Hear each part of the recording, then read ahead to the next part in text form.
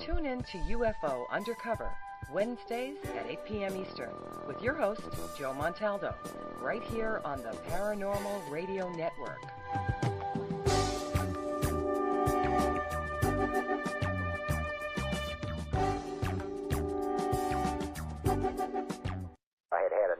Well, you drove out there into the middle of nowhere and had some sort of loud verbal display challenging ET in general out in the middle of nowhere? That's what I was doing. I actually had a pistol in my hand at the time. I was really ticked off. When I was having this fit, I was waving the gun in the air, okay, and I had this fit.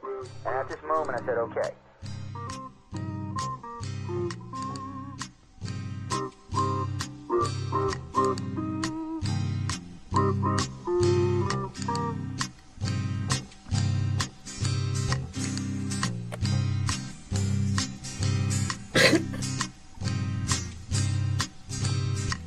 He was a Louisiana man named Montaldo.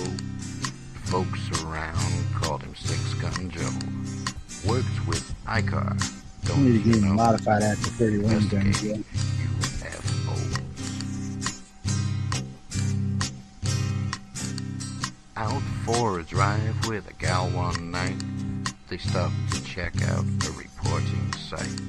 When an alien lit right there on the ground, commenced to throwing his weight around. Throwing his damn weight around, move. Throw it around. Kick your eyes, brother. Kick your eyes. You don't mess with me, I kick your eyes. A Six Gun looked that critter right in the eye and said, any last wish before you die? Yo, reached for his gun, quick as a twitch, and said, fill your claw, you son of a bitch. You monkey bitch. Now a legend spread across the land about this pistol-waving man. But if you're from space or from Earth below, you don't give no lip to Six Gun Joe.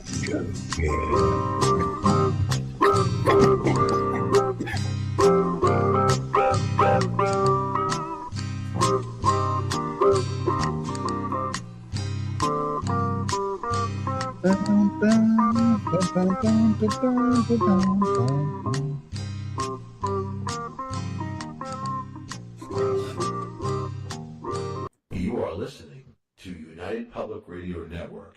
Are you? PRNTalkRadio.com. 107.5. 11.7. Oh, close. 107. New Orleans, baby. New Orleans. New Orleans. New Orleans. You are listening. New Orleans. Welcome, everyone, to UFO Undercover. Hope everyone is having a great morning, great evening, great afternoon, wherever you are on our big, beautiful blue planet. Terra, Sol 3, whatever you want to call it. I don't really care. Earth, Sol 3. Yeah. Actually, Sol 3A. 3B is the moon. Yeah, we don't count the moon. The moon's garbage. It's hollow. It's empty. So, we're going to speak of this. Think of this. We will be ringing the moon this week sometime, right? Oh, yeah, that's right. Elon slamming that damn rocket into it.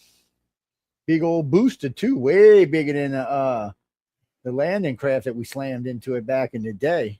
Yeah, it's a fat Saturn V rocket shell. So this thing should go away. Whoa, whoa, whoa, whoa, whoa. Might make the fishes jump out of the water and stuff.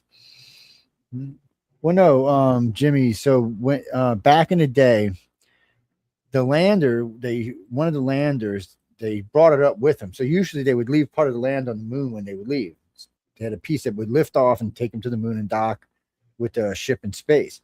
So they'd leave the lander on the ground. But in one case, they brought the lander up with them and released it halfway up and dropped it.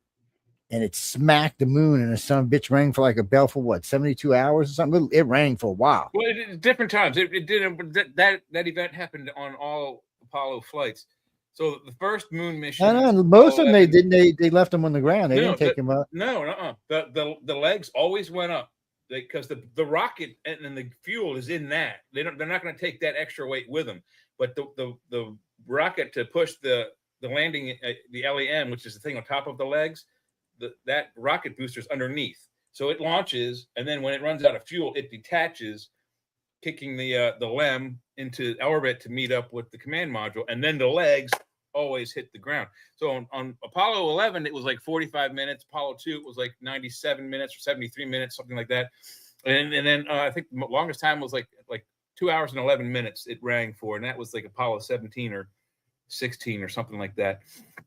But yeah, every mission, the legs landed on the moon, and the seismic sensors that were left by that mission and the previous 6 or 7 other missions also always recorded the seismic event. And it rings like a bell. It resonates. They only talk about, when you look it up, they only talk about one mission, and they lifted it up and they dropped it, and it rang for 72 hours is what it says. Well, that site is obviously wrong, or they're paraphrasing. No, but it's NASA. It's a NASA site. Well, you know what NASA stands for, right? Yeah, well, I'm just saying. Straight answer. Why is my name on here? How weird. Oh, that's why. Okay, that's so weird. I hate when the computer does that. It searches for things it's not supposed to search for. Jimmy, what do you mean, search engines? On this computer can be anybody. Sometimes I might be using Bing. Sometimes it might be Yahoo. Sometimes it might be Google. Sometimes it might be Google Chrome. Yeah, well, no, because it's Google and Google Chrome. Yeah, whichever one you want to use. I do have Duck AI on the computer. I haven't really used it for anything yet. Well, because it's not supposed to have any algorithms that watch you. Yahoo, Google's the worst. Google watches everything you do. Yes, it tracks every damn thing you do. So, and one of the problems for this is, and this just tells you how space age technology works. So they all thought it was going to be a good idea to track your history online and use that to identify you when you're near a store so it can sell a product to you. Okay. Problem is sometimes the person may have been watching a lot of porn.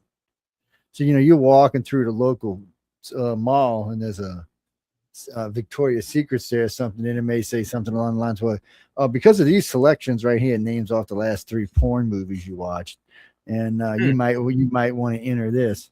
Oh no, it gets worse than that, John. Oh no, they tried it in New York and it was embarrassing. Oh, it was in one case, in the lady, it told her about the new brand of diapers. So none of her friends knew she wore a diaper. The new what? Brand of diapers. Diapers. New brand of diapers. Oh, yeah, she's wearing adult diapers. I see. Yeah, so well, that's the thing. You just bought your wife something sexy, or your husband. You might have got some lube oils, or you might have got your first prostate. It's just dangerous. Hey, wait, is this UFO Undercover? Yes, it is, and I'm just because UFO Undercover deals with modern technology. That's one of them. Oh man, look.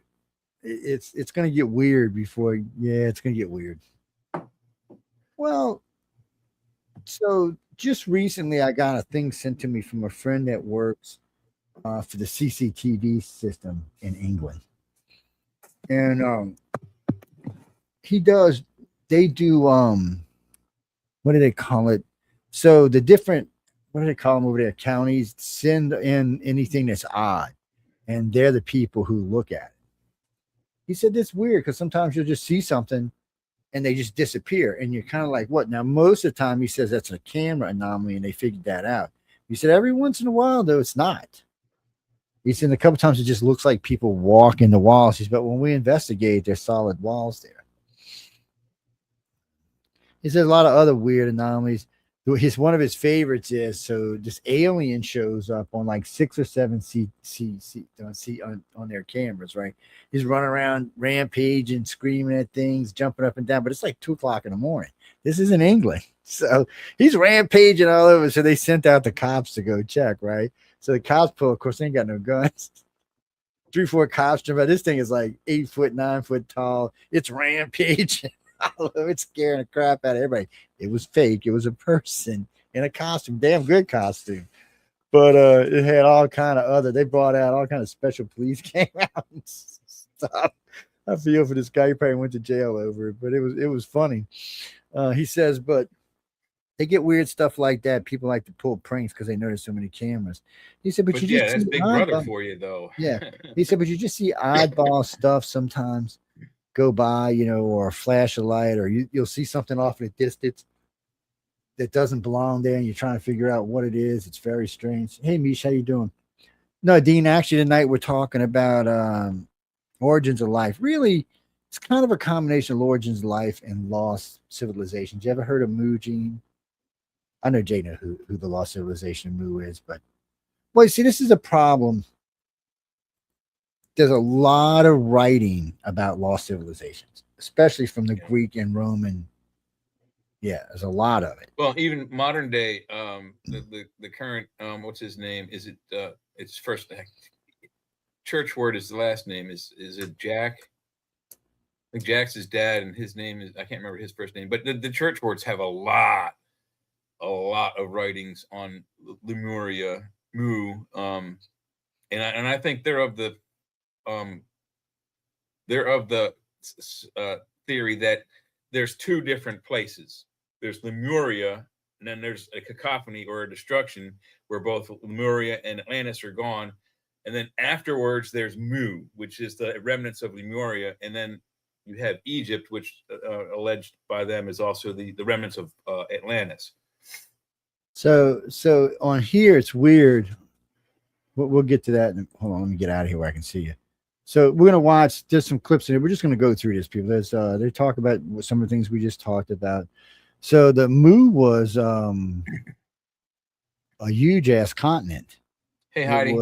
It was the size of they said at least South America.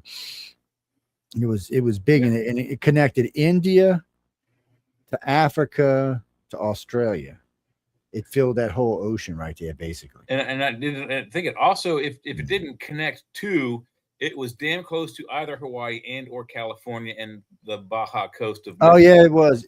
Oh, yeah. So which one was it? It may not have been connected. I don't know. Wait. I might be getting okay. There's two cities here, and I don't want to get them confused.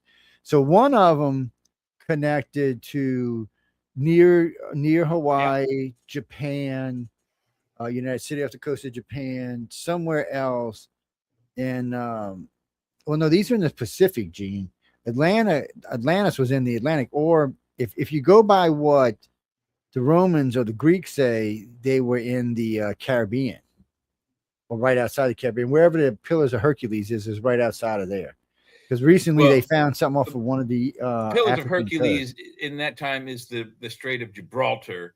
So technically, Plato got it correct, but Plato placed it directly, like you go out the Gibraltar and boom, there's Atlantis.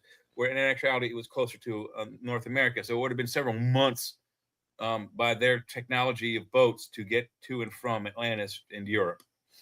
Yeah. So now these are some of the ones on here we're gonna actually catch up on. So this one right here, Hyperborea. So this is an interesting group in the fact that people. Well, Jay and I got to shortcut some of this for you because these are long, and it's an interesting group. So this was actually supposed to be in the Arctic, and trying to get an actual date of what they're talking about is tough. So all the writings say what happened to this civilization is the Earth moved. It changed, and it changed its 4-degree axis. It moved. I was just about to say because Hyperborea is notated with the north and some sort of land there. That the Arctic right now, there is no land under that ice, just ocean. It's just a floating ice cap right there. So the planet would have been in a different configuration for land to be at the North Pole, for Hyperborea to exist in our, if you will, historical myths. So anyway, when the axis shifted, they had eternal spring, 6 day a month, 6 months of summer and eternal spring, and then when the planet shifted, it just became a frozen tundra, and probably started moving because the planet had shifted, and could very well be Siberia. Yeah. So it moved on its little merry way. Very interesting, advanced civilization somewhere between, say, modern day Europe and maybe 50, 80 years above where we are today. Depends on some of these ancient civilizations. It's weird. In some ways, they are more advanced than we are today, but in most ways, they're less advanced than we are. So they have things like running water in bathrooms, which are still using like open aqueducts and things like that to bring it where we're using. Right, but they also had hot running and cold running water. But then they also allegedly, I'm not so much familiar with the Lemurians. I wish I knew more. The Atlanteans, though, under at least described by Plato, had both flying vessels, horseless vessels that meaning vessels that moved on the ground without the aid of a horse. At the start of the game, you can choose any shelter you want. Also, but once you pick vehicles that went on the ocean and under. Yes, I mean it's very strange. Now there's a map. Yeah. There's a map. Now there's something that we'll turn this on. Let's hear about these three guys right quick. By authors Herodotus, Pindar, and Pliny the Elder, Hyperborea was I no never myth. heard of the last guy. It was a real place located somewhere in the far Pliny north, the Elder? They got in what Pliny we the now Elder. call the Arctic Circle, the Pliny the northern Younger, Urals, Pliny the Senior, and as Pliny far the as Younger. Siberia. But here's what doesn't make sense. These weren't describing a frozen wasteland. They described a warm, fertile paradise where the sun never set for half the year, and the people lived in complete harmony. And the mystery of this civilization does not end and they here. glowed. They said they were glowing people. Well, still, but for those conditions to exist, you have to be The at Hyperboreans themselves where were Alaska tall, is now. luminous beings who glowed with an inner light. Not just that, but they also possessed knowledge of astronomy, mathematics, and engineering that allowed them to build magnificent temples and cities even in their remote location. However, the most intriguing evidence of Hyperborea comes from an unexpected source: ancient maps. Specifically, the Mercator maps from the 16th century that show an ice-free Arctic continent with 4 distinct rivers flowing from a central mountain. How did cartographers in the 1500s know what the Arctic looked like before the ice? Unless they were copying from far older maps created by people who had actually been there when it was habitable. And beyond the maps, modern satellite imagery has also fished out something even more unsettling. Beneath the Greenland ice sheet, ground-penetrating radar has detected geometric patterns and formations that look disturbingly artificial, all pointing to the Hyperborean civilization. And you know who's trying to get there? Uncle Trump. Seeding new civilizations with fragments of Hyperborean knowledge. Theosophy, especially the work of Madame Blavatsky, identified Hyperboreans as the second root race of humanity, beings who existed before what we consider the start of human civilization. Whether you believe that or not, one question remains unanswered. How did the ancient Greeks know about a northern paradise that existed before the ice? Because they had a very good navy. Yes, they did. Now, I know you've heard Jay and I talk about the Mayans a lot. It's one of our favorite subjects. It is one of our favorites. Mine, anyway. I don't know about yours, but it's one of my favorites too. So guys, we've been working on a new theory. Matter of fact, I was going to talk to Jay about this before we even got on air tonight, but I didn't get a chance. I'm going to probably get with him and maybe one of our other friends from Writers of the Future, and I'm thinking it's time to do some revisions. So one of the maps we're going to see later in this group here is something that I've been talking about for a while. So Jay and I have been trying to give y'all a way that these cities got to where they were. So another clip in here shows 450 years ago how little amount of water, how low the water was on the planet. They actually show a couple times where the water was very, very, very low, and then the ice caps melted and it filled in, but it's still the same problem. There wasn't enough water with all the ice caps melted, so there had to be another source of water. So now, while we're talking about all this, it talks about destruction of places where the water, like Atlantis and Mu and a couple others, where the water just came in overnight and just doesn't sound like a tsunami. It sounds like something much worse. Like another planet's volume worth of ocean smacking you all at once. Yes, and double volume all at once. That would cause a worldwide flood. Well, Gene, I got something for you. How come none of the old maps show whales on them? Because whales were abundant on our planet.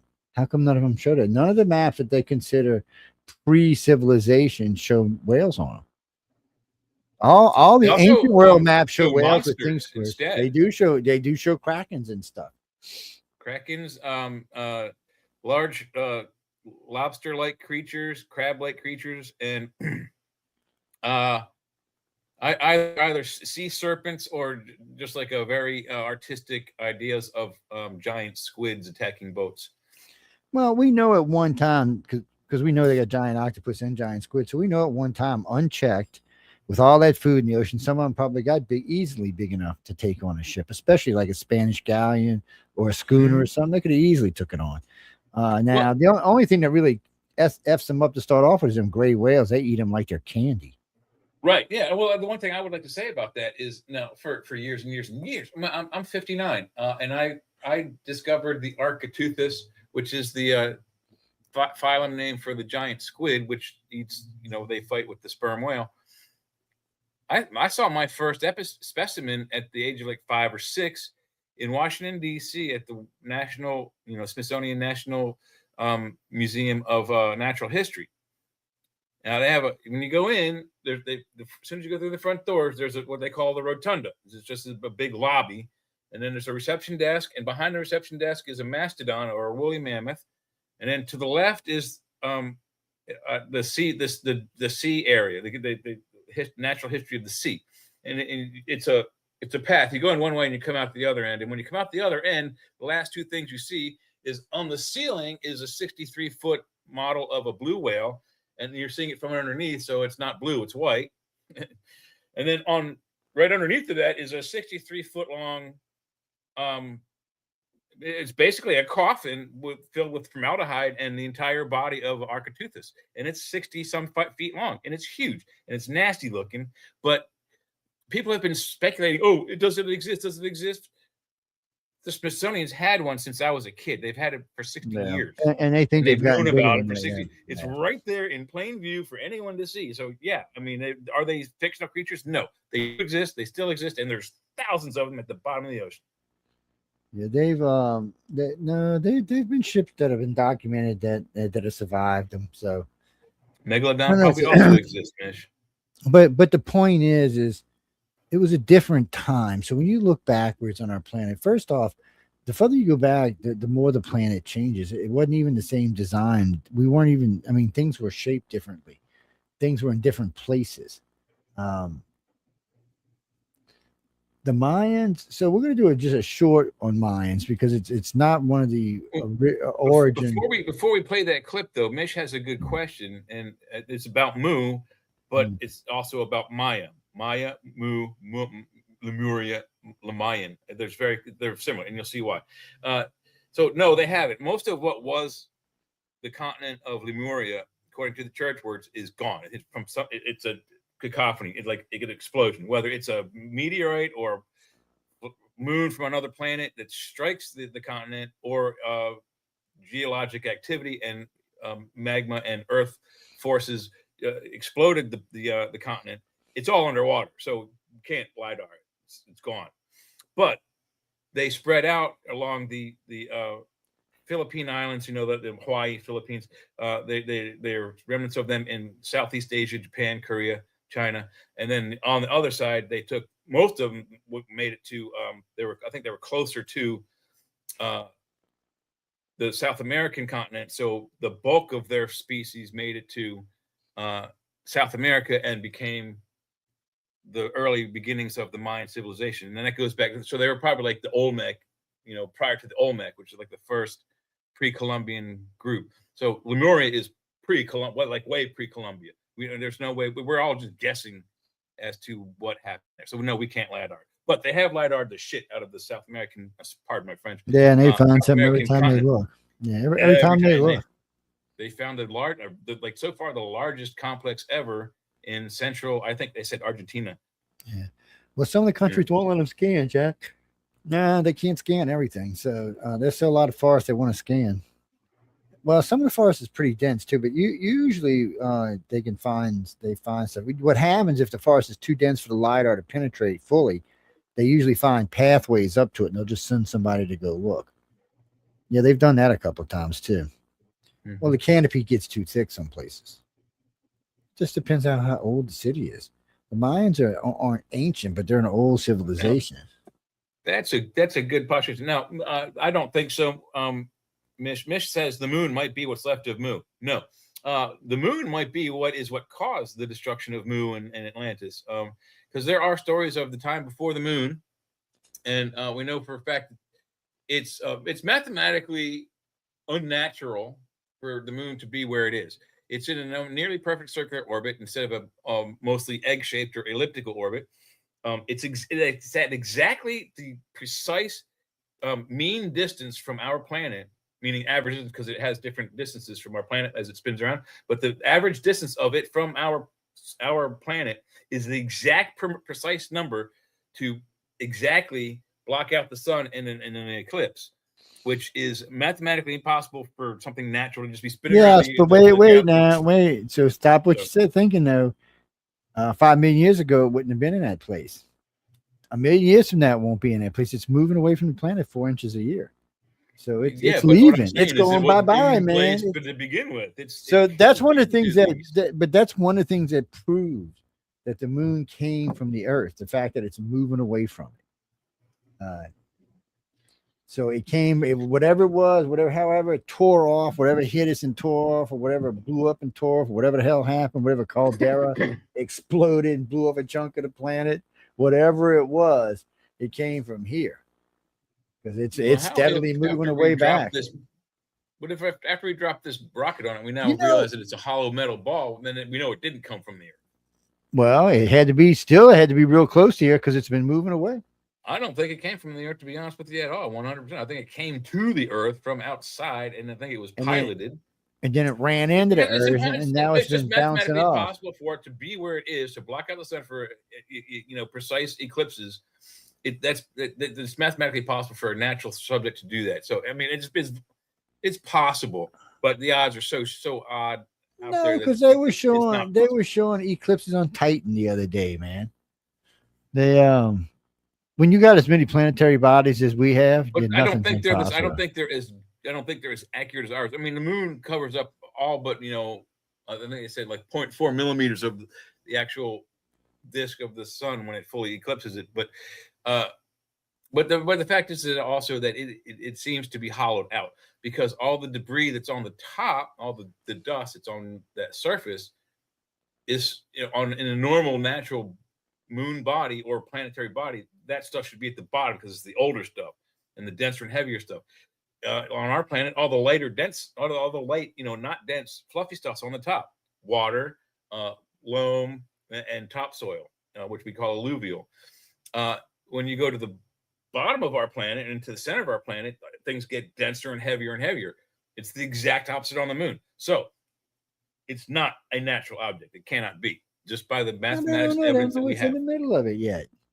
They got to figure out what's in the middle. Yes, we do, because it's all on the surface. No, because remember, you see, now in the middle, we don't know what used to be. No, you're making a boo-boo. You're making a boo-boo. Remember, on the other side of the moon, there's something big and huge buried under the surface very deeply. So yes, that's true too. So the moon isn't always going to be. See, that's the problem. The moon may be hollow in sections. It may have been hollowed out and used as it may have been a colony ship. That might have been what brought the Martians here. It might have been their damn moon. They might have brought us here. It's what I'm saying. Well, we are them. There's no doubt about that. We share the same daily clock as they do. There's no doubt that part of our species come from Mars. We can't even escape that anymore. You can't have the same biological clock and not be somehow related to that planet. Yeah. Plus, it's more than that. It's the optimal body temperature for us to perform in is on that planet 55 million years ago, not this planet today. And this is where we're at. So now we've been here long enough. I think we evolved on this planet for one thing. We'd be 90% hairier. Well, yeah, because in the back in the day it was cold as shit. Well, but every other species but us is 90% covered in fur. Well, almost.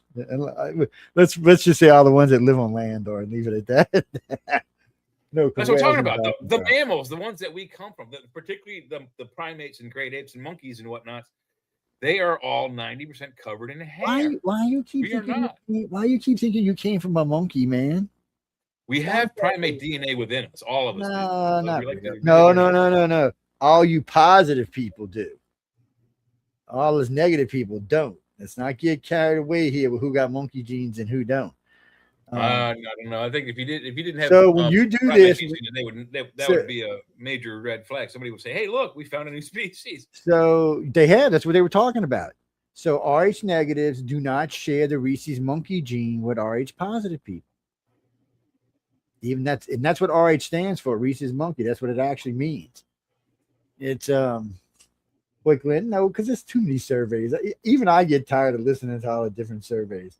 It's you mean pros and cons? Yeah, because there's so many different surveys. So if I go to where were we the other day? We were doing this, Harvard or Yale, and they talk about how odd it is that Rh negative is so much different than Rh positive is. But when you go to some of the other, what was it, Tulane Medical University, they talk about how it's a fluke and an anomaly, which may not even last.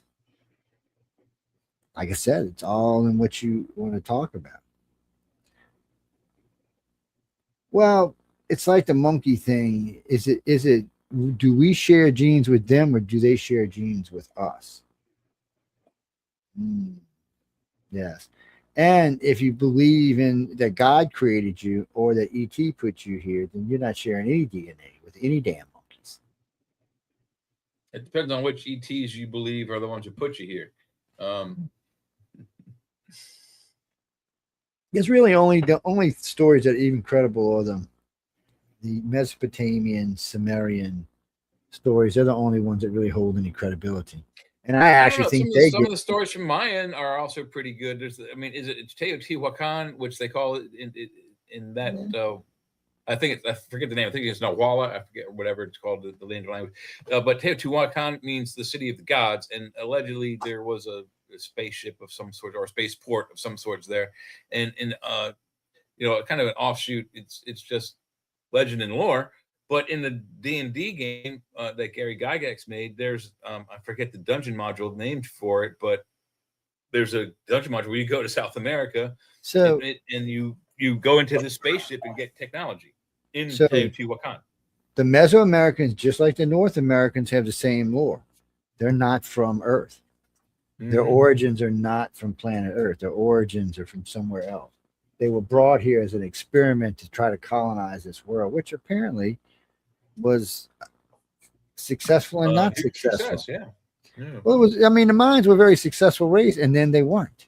They went from like boom to nothing. They just faded away. Yeah. Well, they faded away. No, according to the thing, they dispersed. That's actually what they migrated and blended into the native lands because they said somebody had said, "Oh no, they just all disappeared one night," but that's not what really happened. They said you can see the way the cities are that they slowly but surely left the cities. It wasn't all at one time. He said, "Or the cities would have been far more damaged than they are." He's like, because they would have been less maintenance on, is what they were saying. I find all that interesting. Well, Jimmy, the Mayans are fascinating. They had such an advance. Them and the Chinese, the Sumerians, the Egyptians had such an advanced understanding of astronomy. So one of the Mayan temples has 365 stairs. Every day, the sun's on one of those stairs. So you always know what day of the year it is. The one next to it does an entirely different thing. So they built these temples that turned out to be observatories. So we're calling them temples, and they were in clocks. That's the other thing. One is a daily clock, is the one you talked about, and the other one it's the coming down effect of a snake coming down from the top of the temple. And I think it's on the equinoxes. So equinoxes. The first one, he's coming down. You can see like a shadow of a snake going down the side of the stairs. We might actually. And then on the other equinox, in the vernal, it goes up. Let me see. We might have had that. Let's see. Look at this city. It was a gift. I resented it for 3 weeks. Then I filled the bowl with water, dropped the grapes in, and I wasn't ready for that. I watched my daughter eat half a bowl of grapes. If you get grapes out of that dirty, shame on you. These people didn't just build cities. They built astronomical observatories disguised as pyramids, and even calculated planetary movements with accuracy that rivals our modern computers. Since their specialty was time, the Maya built a calendar system so precise it tracked time across millions of years. All these feats without metal tools, or the wheel, and without what we'd recognize as advanced technology. At around 2000 BCE in the Yucatan Peninsula, the civilization emerged and spread across modern-day Mexico, Guatemala, Belize, and Honduras. During the Classic period, roughly 250 to 900 CE, they reached a peak, especially when cities like Tikal and Palenque became thriving metropolises housing tens of thousands. Star Wars. But this is what sets them apart. According to archaeologists, the pyramid at Chichen Itza creates a serpent shadow exactly twice per year. Meanwhile, the Temple of Kukulkan has 365 steps, one for each day of 364 the steps. solar The year. fifth one is the altar top. Now, these weren't decorative choices at all. Glenn goes, They were teaching tools built by people who understood celestial mechanics better than we give them credit for. By themselves, the Mayan mathematical system invented the concept of zero. This is something that took Old World civilizations centuries longer to develop. They calculated that Venus takes 583.92 days to complete its cycle, whereas modern astronomy puts it at 583.93 days. They were off by 6 hours over 500 years of observation, without telescopes. That's damn good tracking. Then, around 900 CE, something happened. The cities were abandoned gradually, like a slow-motion catastrophe. Construction halted mid-project, and temples were left unfinished. To date, many argue whether bad weather conditions like drought ruined Maya, Actually, or I think are more what it was, dramatic, they were as just it happened called in home. a single day and night. I think they. Oh wait, it's Atlantis. So I think I really think in the mines, because there was a writing on one I had read a while back, that was it the Aztecs or the Incans? One of them thinks that the Mayans went home, that the people who brought them here came to get them. I think they said something. It was something along the lines that they were brought here to expand and grow, and then they were going to be brought back home to recolonize wherever they came from. Because it is weird that they dispersed the way they did, but there's no real remnant of them today. But no, you're right. But that speculation is also there that they left in large quantities via spaceship, all at once. Yeah. Well, it never seemed to be all at once. It always seemed to be like it took a couple of decades or something. But it was like they would show up 5, 6 big, huge ships, and wherever they were, probably travel time from where they're coming to where they're going, back and forth. Yeah. Well, Jack, so Jay and I have been talking about this, and I want to really do a book on it. So we understand that at one point the oceans were much lower than they are today. Much, much lower. The city that we're talking about off the coast of Cuba is in 2,000 feet of water. I think the one in Louisiana is like in 1,200. So at 400, well, I'm sorry, at 15,000 years ago, the oceans were 500 feet lower than they are today. Okay, that's 15,000 years ago. So this city we're talking about off the coast of Cuba would still have been underwater. See, and here's the thing: what explains the flood? Nothing explains the flood. We know it happened. We have the geological record. There was a global flood, but what we don't know is the mechanics of it. Was it rain for 40 days and 40 days? Well, that would be impossible because it wouldn't cover the entire planet.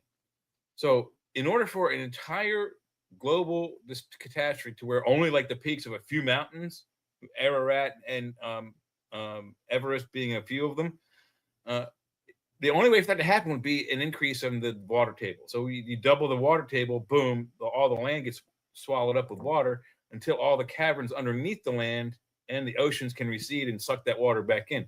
That is probably what happened. Well, no, Jess. So let's say we'll go back to the water table where it was 500 years ago. It was way. But no, we'll go back 1,000 years. So it's about 1,500 feet less water than there is now. So there's a lot of land showing everywhere, a lot of islands. You know what? I actually think. Let me see. I think I've seen a map on one of these. I don't know if it was this one or a different one. That's all about Atlantis. Yeah, we all know. All y'all should know about Atlantis by now. This is a whole nother city. That's Mu right there. Yeah. Oh no, that's not Mu. That's anyway, we'll get back to that. I'm sorry. I've given you bad information here. Hold on. We'll come back to that. That's interesting. But you can see how it connects to everything, like India, Australia, and yeah, that's Lemuria. Yeah, so this is all part of that. This is more flood. The same catastrophe, by the way, for them as for Atlantis. Mm-hmm. Yeah, it's simultaneous. This is all stuff that's left underneath. Let's see. This is not what I'm looking for. Ah, here we go, right here. Where is it at? Where is it at? Oh, a biscuit eater. Where's Mute? There it is. Hey, man, who let the little girl have a gun, man? Come on, what's wrong with you apocalypse, people? man. Okay, oh, she's a zombie. She will be here soon. we go. Look, here we go. This is what the land would have been back in the day. Okay. As y'all can see. That's 4,920,000. That's 49 million. Well, what is that? How many million? Well, is that million years ago? Hold on. Let's turn this up and let's jump back over here. Oops. Oh shit. I made a boo-boo. Yeah.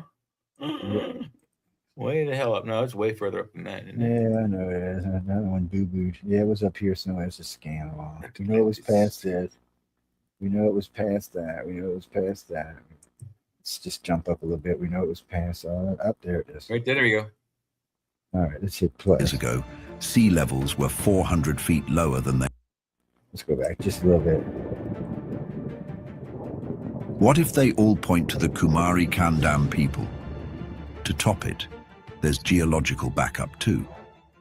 14,500 years ago, sea levels were 400 feet lower than they are now. This means that vast coastal areas that are now underwater were once habitable land. Mm-hmm. At the end of... Whoops, damn it.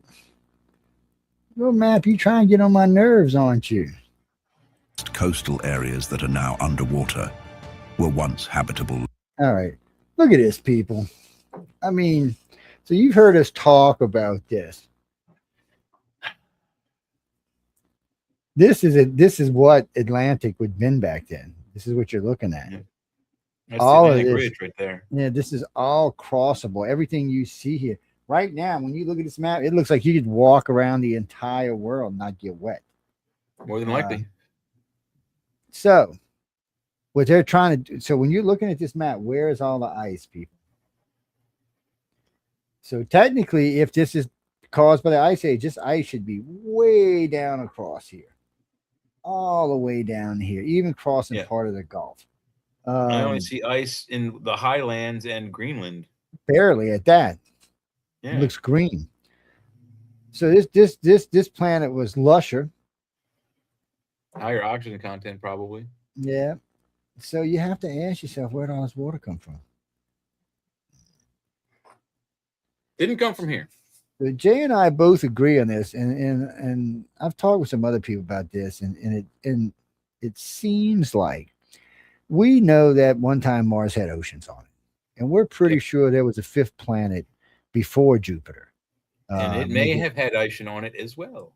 So we're thinking one of these oceans, or a combination of two, whatever it was, somehow one of these oceans, when the planet was destroyed or when they collided, one of these oceans went sailing off, probably about the size of the Pacific, maybe a little bit bigger. Yeah. It happened as an ice ball. I don't even think it might. It may not have even been completely frozen. Well, but being how deep it was, yeah, all the way around the edges, it would have been frozen. I mean, all the way to the core, but by the time it got to Earth, probably it was almost all the way froze. Well, I mean, come on, it's negative. Hey, Google, what's the it's freezing in space. Yeah, but it's not that. It's creating its own heat by two different ways. One, it's undulating. Friction. Yeah, it's undulating and moving, so it's causing heat. Because it's mostly a near vacuum. However, the cosmic microwave background radiation that fills the universe gives it a baseline temperature of about minus 455 degrees Fahrenheit. Yeah, hey, Google, stop. Negative 455 Fahrenheit. That's plenty enough to freeze an ocean in a. It's not going to get to Earth in one day. It's going to take several months. Because it's not if the ocean's moving though. If the ocean's creating heat, you got to remember we're talking an ocean the size of the Pacific. This is bigger than our moon. So this is moving around and creating its own heat, not including there were probably a lot of life forms in it, also causing heat. So it may not have been quite as, it might have been quite as easy to freeze as you think it was. One, just the fact that it was moving around would have made it a lot harder to freeze. Also, too, if it would have frozen and been moving, it might have broke off in chunks. Well, let's see what Google says. Hey, Google, if the Pacific Ocean were flung into outer space, how long will it take to freeze it? Oh, God. Sorry about that, guys. Yeah, yesterday. If the Pacific Ocean were moved to outer space, it would start forming an ice cap on its surface within a few weeks. Because space acts like a giant vacuum, the heat would be lost primarily through radiation, which is a slow process. While the surface would freeze relatively quickly, the immense volume of water means it would take a very long time, likely thousands of years. Wow. Okay. Yeah. Well, that's the only way this works. Yeah. So that's the only way this theory works. Because if it would have been an ocean the size of the Pacific as a ball of ice, it would have crushed our planet, probably destroyed the damn thing. It would have been just like the moon hitting us. So what happened is this thing it's more like the water balloon. Yes, this thing hit us, busted, just across the whole damn planet. And think of this, people. So it brought some of its own ice, but any ice left on the planet was now lifted up, and it started melting from this warm water. And remember, this water would have been warm, and once it hit our planet, it would have warmed up a lot faster. So we'd have just had. I doubt there had been any ice on the planet for a while. Well, coming into the atmosphere, the ice probably would have been immediately liquefied upon friction with the atmosphere, and then also some of it would have steam boiled instantly and made a fairly, I would think, would cover the entire Earth with clouds for a couple of days or weeks. Probably. And then the flood. So, I mean, and then you'd have 40 days of rain because of all the steam that it did as it came in. So that your 40 days of rain have to happen because it's part of some of those myths. That's probably where that mechanic is as it entered the atmosphere, millions of decaliters of it steamed into clouds first. Then it flooded the planet. Then it ran like a motherfucker, all over the place, pardon my French. And this makes it even more fun because on this map prior to this time we're looking at right here, they weren't showing whales or giant squids or any of that crap. No. We did have we established that we did have squids and serpent-like monsters and krakens and large lobster-like things, but no whales until like the modern European times. Actually, looking at this, the water just simply looks too shallow for anything big. Well, no, you're still going to have probably 7 or 8 miles of Marianas Trench, so there's still lots of water and lots of big things in it. It's just they probably wouldn't venture as close to the ocean to the continents because those are the continental shelves we're looking at that are those little lower, light greener places. So that's where they would come, was to those edges. They wouldn't come any further. Yeah. But it's even worse. Look, I went ahead and played some more of it. It's let's see.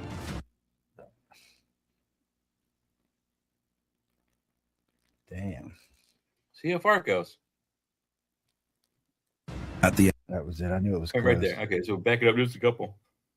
Oh, Joe, what did I hit? I hit the wrong something button. Use the arrow keys on your keyboard. You Check this out. I'm going to show you how I afforded this car. Like 5 seconds per click. Okay, you ready? All right, 100. I thought that was weird. I thought I smelled a steak. I was fixing to go find what the hell. Yum. Okay, no minds. We done with you. We love you, though. We love you too, Plato. Atlantis, we love you too. Still can't find on a map. Ouch. I'm sitting on my keys. Oh, this is what we were talking about earlier. Yeah. Do you know that another civilization bears an uncanny resemblance to Plato's Atlantis?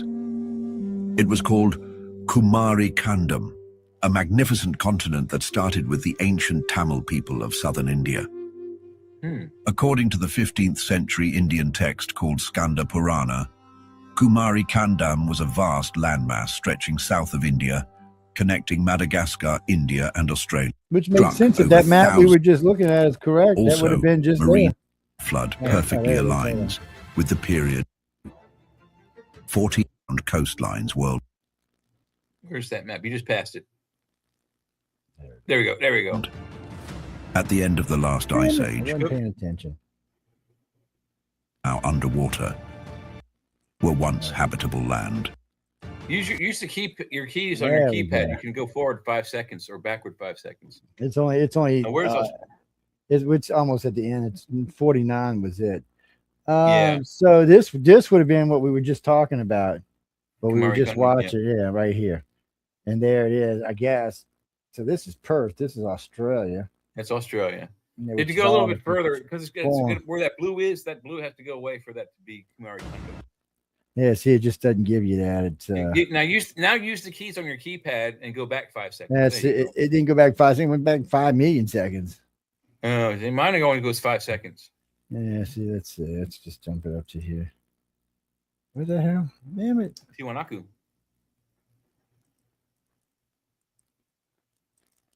Sometimes this thing is whoa. Okay, here we go. Were once habitable land. All right, yeah. So that's only 28 away from the end. Yeah. I don't know. When you look at this, so this would be Cuba. This is where, so right here, this little dot, matter of fact, is where that city would be from 15,000 years ago. Yeah. That's right where it would be. And it would be above water there this time, which is 15,000 years ago. So where's Japan at? There's Tokyo. Yeah, Japan is no longer all by itself. It is now a peninsula. So this, maybe even an isthmus almost. It's almost an isthmus. This is where that other city is. It's above water too. All right. Let's scan. So there should be a city right. This would be what? All right. We have 3 or 4 of them around Cuba. So that's Texas. So this would be where that city of the coast of Louisiana is right here. And I bet you that's right where it's at. No, that's New York where you're at. No, that's New York way up there. This is Miami down. Oh, yeah, it is. It's right here. So this was DC. Sorry. Sorry, guys. That was DC I was looking at. So, that's right. The Gulf is closed in. That's the Gulf. That's the Gulf. Yeah, that's no longer water. And you're looking at where Cuba is underneath Miami. That's where all the 3 or 4 underwater cities would be. And then over on the west coast of India there, where that land is between Saudi Arabia, that's where those 2 cities were found. So right here, guys, you've got a sunken city right here, a sunken city right here, a sunken city right here, and a sunken city right here. And there's also one on the east end of Cuba as well. There are 5 over there. 4 around Cuba. You got all those cities predate civilization by at least 10,000 years. Yeah. And as you can see on this map, they're above the water right there. Yep. But it also showed how fast they went under because, and you and I talked about this being closed off and then suddenly being opened. Right. You can see a little dress. So people, what happened is everywhere you see gray is land. So when this water hit the planet, continental shelf is what it is. All of this. So when you're looking at this, okay, people, just to put this in perspective, because it's hard to see from here. So when you're looking at this, you're looking at this little coast right here. This is 500 feet from this ridge to the water height, at least. It could be higher in different places. But when we're talking about this age right here, the water was 500 feet lower. And I think actually most scientists think it was lower than that. Yeah. That's what we were just listening to, 500 feet lower.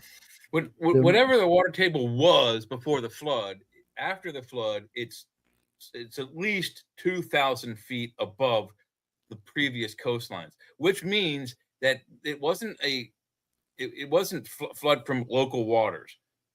The only way for us to have increased our volume of water to where the coastlines are now buried 2,000 feet underwater is another amount of volume of water had to have struck the earth. You can't just create water out of nowhere unless it like burped out of the middle of the planet, which would be really weird. But I guess that's possible. It is possible. A big bubble of ocean water comes up from underneath a dead volcano or something and floods it. But I think it's an ice ball from Mars or the 5th planet.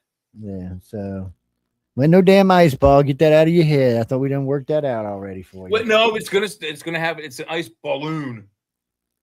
They have a little thin ice on the edges and water. And I doubt. And I doubt the ice on the outside. I think it'll always be changing because it's going to be undulating. No, Well, I knew. I knew. See, Jimmy, I already knew it was going to be warm because you can't have a mass of water that big moving around and be cold. It's because it's creating. It's already got heat that's absorbed for thousands of years, but it's also got the But the heat outer from the edges movement. within a few weeks of in outer space would become frozen, and it would take several weeks for it to get to Earth, probably even several months. So it would have a crust, several feet, and it probably was, semi-frozen, kind of like permafrost. Maybe. So it kind of moves because it undulates. But I guarantee you, it's more like a water balloon than anything else. Maybe, but the majority of it is going to be liquid, not frozen. So, and it's like maybe like the consistency of a slushy. You heard what she said. It's not. It's going to be liquid water. It's not going to be. You're going to inside. The outer edges would be frozen. Yes, but when she's talking about outer edges, but since it's ice, the outer edges are going to always be changing because as the water sloshes around as it's moving through space, the density, the thickness would change. Yes, but the outer edge would always remain frozen because we're talking negative 500 degrees Fahrenheit. There's no way it's going to be liquid on the outer edge. Yeah, it's going to break it off and it's going to refreeze. That's exactly what's going to happen. It's going to suck some of it up. It's going to break some of it off. It's and anytime it gets close to anything else, some of it's going to burn off. Yeah, it's like a comet, Jesse. Exactly. I think it would. I think it would work more, operate more like plate tectonics, where it might crack in areas and move and slosh around, but it would remain. The thing of it is, it's never going to get thick enough to really do any. If it never struck another planet, yeah, it would eventually become a solid frozen chunk. Yeah, a million years. Much more deadly. Yeah, in a million years or so. But we're talking about probably one orbit. It took 300 or 400 days before we ran into it. I would say longer than that. I would say even more like months. It's being that I'm almost positive there was life in that water. It limits it to how long it could be. Panspermia, though. In a way, it does. It's kind of back ass panspermia, but still. It's not. I wouldn't be panspermia. You know what no one's thinking about. You know what no one's thinking about is Mars could have done this on purpose. And that was their spaceship to get to Earth. They might even known Earth needed more water and decided wanted to save one of their oceans and all the stuff in it by bringing it. Well, it was a huge gamble that you didn't kill all the life on Earth and what life you have in your ocean as well. Okay. Which would mean if you do that, let's be frank. I don't think they cared if they killed all the life on Earth. Let's just probably be frank not. about it.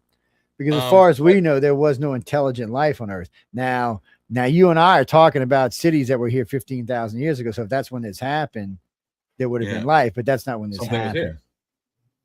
And that's the other problem here is the time frames. Time frames just don't work right. Because Mars has been dead a long time, 55 million years?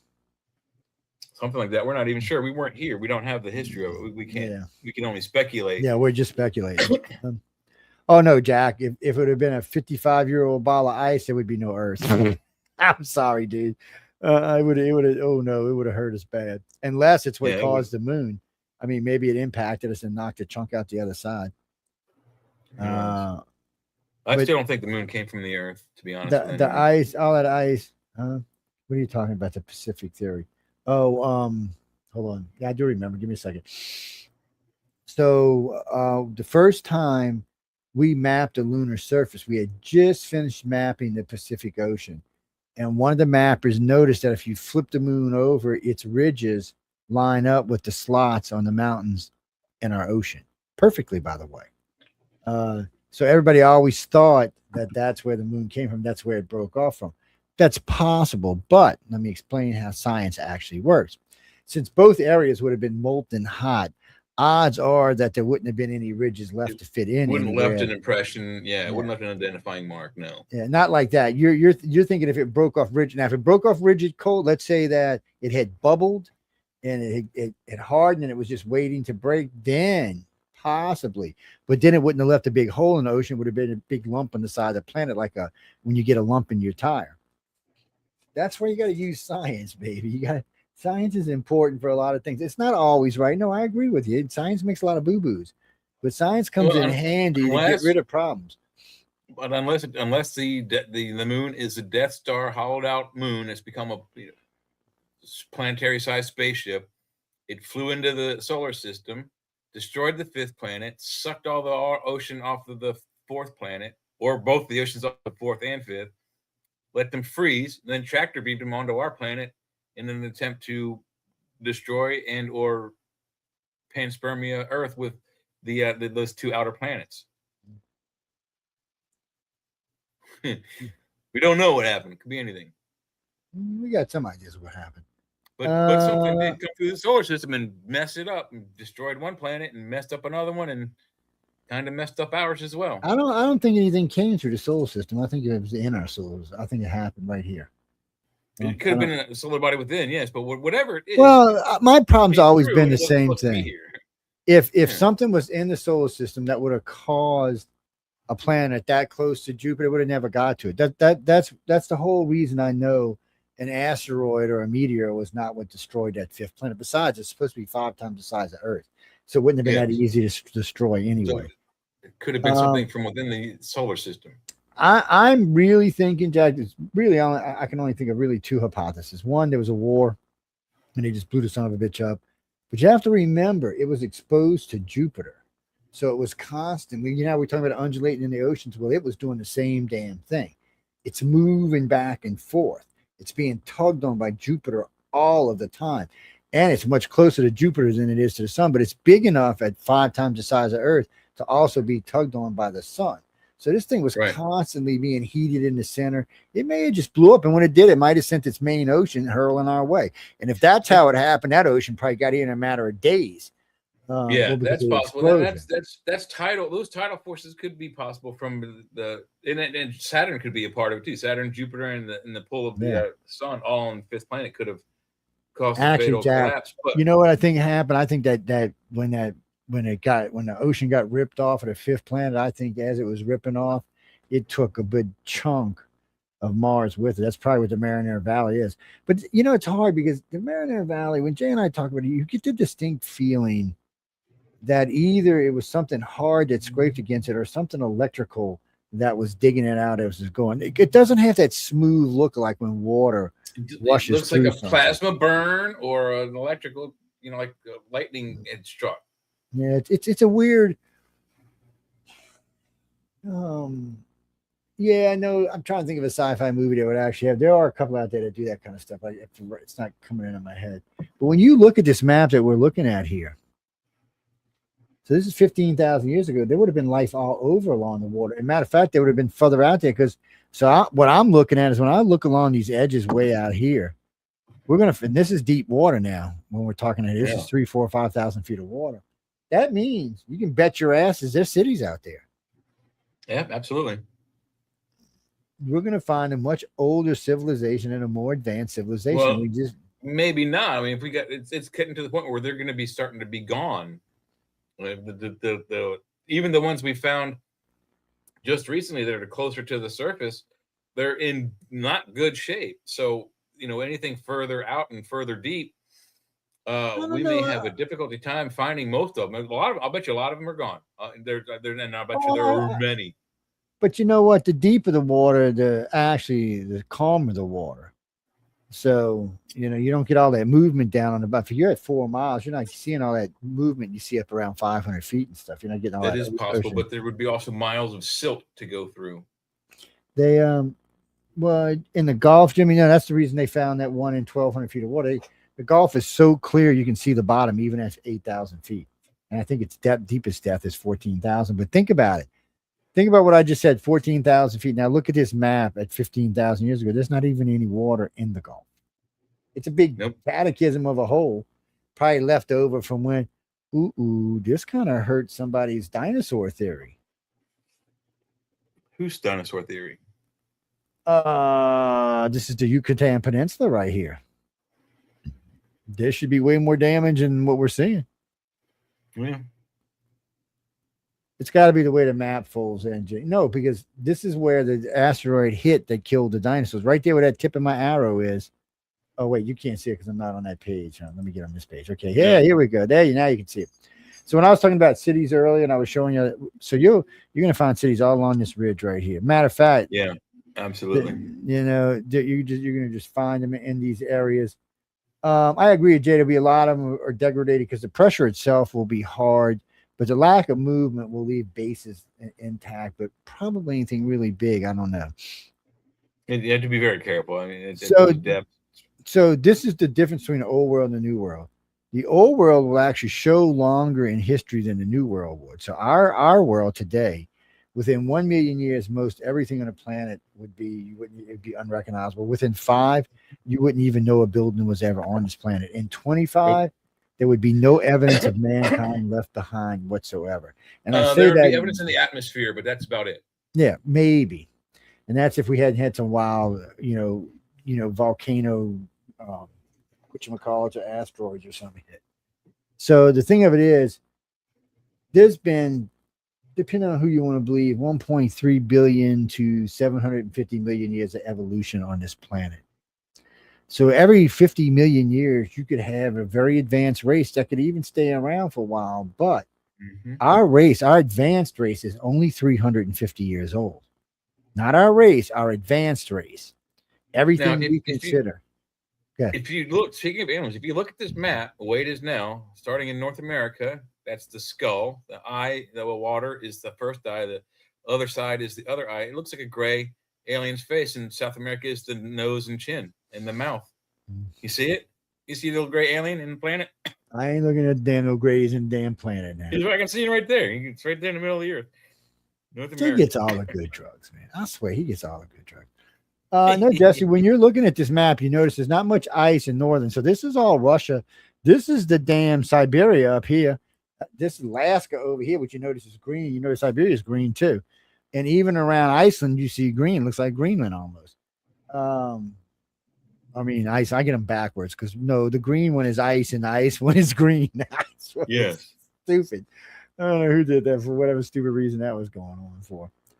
But when you look, a lot of this was you couldn't get to. So there was no sailing around the ocean.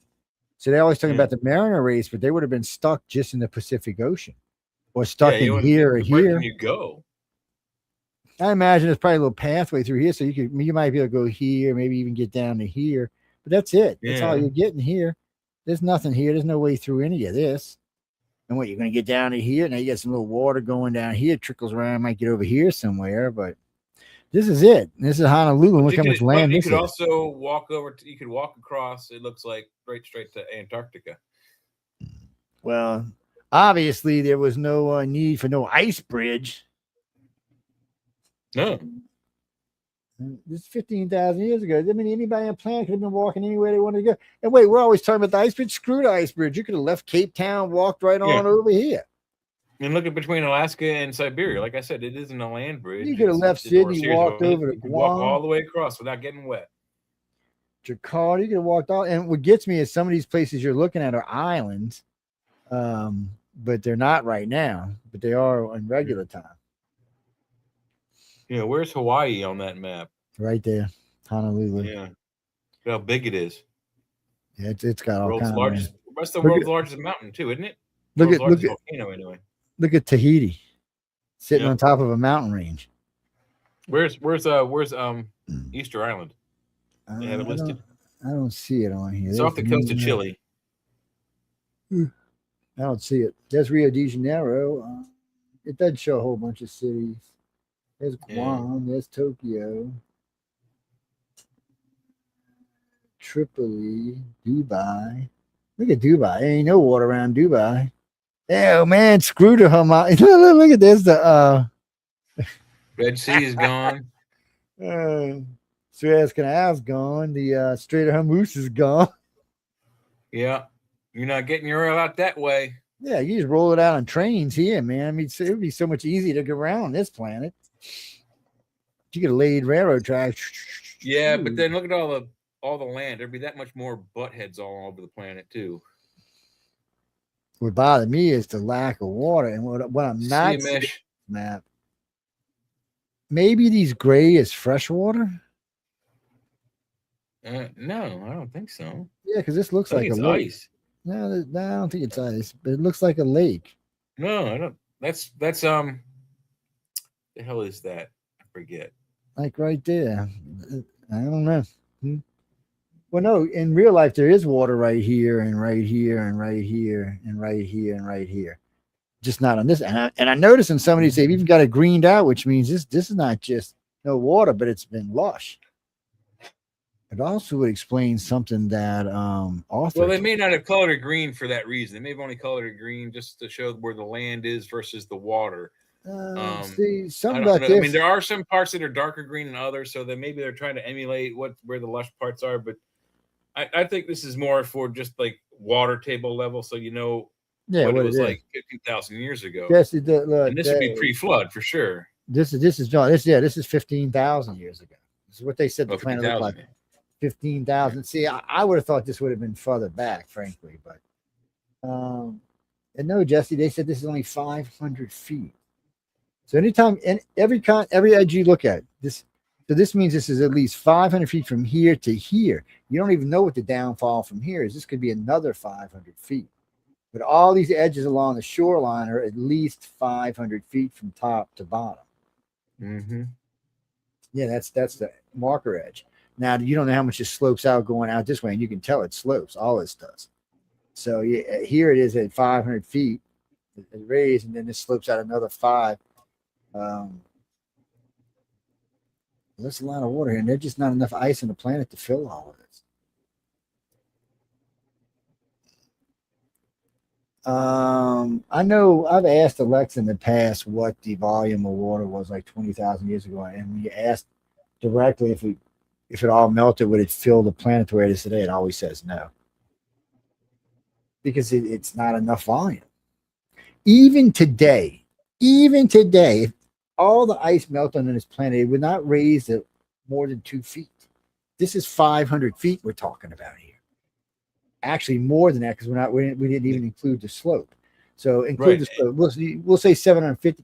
Regardless, right now, if you melted every piece of ice on this planet, every piece, we'd only raise the oceans to totally by 2 to 3 feet. The planet's a big planet, people. And there's lots of oceans on here. There's lots of places for the water to stretch out. And remember, there's caverns underneath all the continents that can also drain and suck in a lot of water. And remember this, people. Half the ice you're talking about is already in the water. It doesn't matter if it melts. It's not going to change anything. You know how you put glass in your ice and it melts? You still got the same amount of liquid in there. It doesn't overflow your glass. That's because that's what happens. Same principle applies to the planet. Yeah, so the ice is already in the water. That's displacing the water. It's not going to change anything. See, originally when they did the first calculations, they did it for every piece of ice on the planet. And then some jerks like me started saying, yeah, but 2/3 of the ice it's already in the water, man. You can't count that. You got to count the other ice. So when you just do it the right way, you're only talking, and don't get me wrong, when I say only a 2 or 3 feet, that's a disaster. That means whole coastlines would disappear all around the world. But it's not a disaster of 1,000 feet. 1,000 feet means everything gray out there you see is now underwater. Everything on this map that's gray will be blue 15,000 years from this point. Mm-hmm. And wait, it's worse than that. Not only will all this be blue, but see all of this from right here, all the way across here will be white. And all this down here will be white. So not only is there no water in this map, there's not much ice on this map either. Only because there wasn't that much water here. Now, once the new water table comes in and it starts raining, then they start having ice. Shit, that might have been what kicked off the damn ice age, man. Yeah, maybe. Giant ball of ice comes in, hits from outer space. It may not all, that outer shell of ice might not all melt on the way in. It's probably probably moving 18,000 miles a second or something. Nah, if it moves too fast, it can't get hard. That's the point. If once it reaches a certain speed, the friction will outweigh any freezing process. But so in once order it hits for it the to atmosphere, freeze, it's still going to accelerate and can see hot. When Google was telling you that, she's assuming a floating body of water, not a hauling ass body of water. That would be like a comet. It would just start burning off. Yeah, if it's moving fast, Jack, it creates friction. You're not supposed to create friction in space because it's a vacuum, but we watch comets every day. Ice melts and away it goes because as it's hurling towards the sun's melting it. And that's exactly what would happen to a body of water doing the same thing. So for us, in our theory, this body of water is moving at a medium speed. It got ripped off the planet, probably smacked into something else, and now it's kind of juggling around and undulating, being caught in the orbit probably of Earth. And then as on one of the passes, first or second pass, we probably smacked it. Now, was it ice, water, whatever we hit it makes a difference because ice would have left an impact mark. A big body of ice would have left an impact mark, which we haven't been able to find. Doesn't mean there isn't one because it would be under the ocean. But just water alone, or if it hit it and it popped the front open like a balloon, like Jay was talking about, and the water rushed out, then it would have just rushed across the planet. It would have started from one side and just basically would have been a giant, probably 2,000-foot wave, just cruising over to this side till it came all the way around, and then it would have had like a sloshing effect, which makes sense because in the mountains and the mountains over here, I forgot what 1,000 feet, 8,000 or something, they found fish bones and other aquatic animals. And on Mount Everest, at 2/3 of the way up, ancient, and they found them there as well. So now, and this is important for two reasons. One, if it is ancient water, then it would be much older than the map we're looking at, which means the water would have been much deeper. So then we would have had to ask, where did all the water go? But you can still have ancient animals without having ancient water, and that's by having an already ancient ocean hit the planet. Mm-hmm. So you're not, but people the top not of a mountain is thinking not going to yeah. be the bottom of an ocean usually. Yeah. So finding, like at the top of it's in Bolivia at Tiwanaku, they found it at this largest freshwater, highest and largest freshwater lake. They have ancient, not ancient, they have ancient fossils of marine, crustaceans or like clams and things, seashells. Same all across the Everest, all the big mountains have it. And so the only way to explain it is those crustaceans, those evidences, those fossils came up from the bottom of the ocean in some sort of a cacophony, and then were deposited there in a flood situation. Yeah. Jack, that's all of that. They was also suspect, Joe. ocean. I don't know if you've heard this recently. This is one of the neatest things I've heard lately too, and I don't know where I saw it, but that's how they think the statues on Rapa Nui were buried. It was the same. The flood came in, and all the silt that carried with it buried that island's statues all the way to their necks. Well, Jack, I would imagine any ocean being pulled off of Mars or the fifth planet would have been bringing dirt along with it. It would have probably took a good chunk of the bottom out. Maybe. And you mentioned it being maybe an idea that the Martians did to survive and come here to Earth. I'm thinking, well, how, that's a neat idea, but what? So that means also that their race probably were inside that ocean in underwater submersible vehicles or spaceships. And think about it, for an advanced race, it's not that complicated of a thing. You just need a force field to contain the ocean. Then it won't even get any ice on it. It'll just be a big blob of ocean moving along that you can control, not just the way it's shaped, but the intensity. Because that might have been their way of trying to save a lot of their animals and their cells and bring it to Earth. Which means though all this happened at a much earlier time than we want to talk about, which puts races on our planet much older than anybody wants to talk about. It also means that Noah wasn't on Earth. He was on Mars, and he saved the animals on Mars. And that's a good point. They caused the flood coming here with their water and their animals. That's a good point. Regardless, Jack, it does explain where all the extra water came from. And since it was no big catastrophe, a big hunk of ice smacking the planet, then it does suggest that this water came in mostly liquid, bearing other animals and probably other life forms and spread out. And it might be why we call them the Atlanteans, which means they would have settled in here somewhere, probably right here. I would bet you money because the Aztecs and Mayans are actually up in this section, or the Mayans are up in this section right here. And the Egyptians are over here, over somewhere right up. Oh no, over here. They're a little further north. Yeah, right around there. A little further north. Somewhere. You got the general. Jack. Because when you go straight across, boom, boom, that's where they were. So the Mayans were. So if they were right here when it flooded, some would have went this way, some would have went this way, some would have went this way, some would have went that way, and some would have went straight up. I don't know. It's a very interesting map. That's all I can tell y'all. Yeah. We still got a little time. These kind of things, when you get into origins of life, and this is what this show is actually about. So think about this, ladies and gentlemen. We have this map. Now, you just heard Jay and I talk and speculating that the Martians could have used an ocean to get here or something along those lines and brought life to our planet in a different way. Because remember, there was just dinosaurs and other crap on this planet. Maybe that's when the Martians brought this here. Maybe they said, okay, it's time to move. It's a good time to move to Earth. We can help because, no one can ever explain why almost all the animals went extinct. They said the explosion here wasn't big enough to wipe out all the ocean animals. But if these are the oceans they're talking about, it was plenty big enough to wipe out the ocean animals. Because there ain't no freaking ocean. Surfaces anyway. Anything on the surface anyway. It would have covered all of this. Had survivors. You would have had all kind of soot covering all this. No, but if you'd have had the oceans that are there today, Jack, no, I don't think you could have. No, I mean, if you roll that thing forward to 65 million years ago, or roll it back to 65 million years ago, we don't know what the ocean looked like. We weren't here. Nah, just as this one only gives us 15,000 years. Yeah. No, we'll you know what, for different shows in the future, we'll look at some other ones. So what else on this can we look at that we can speculate on origins of humanity and the galaxy and Let's whatnot? see who's on here.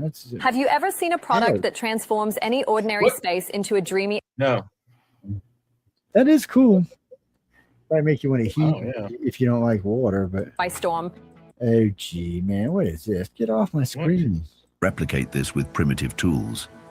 Yet mainstream archaeology insists the Tiwanaku people, who had no written language and no wheels, somehow achieved this around 500 to 1000 CE using only stone hammers and copper tools.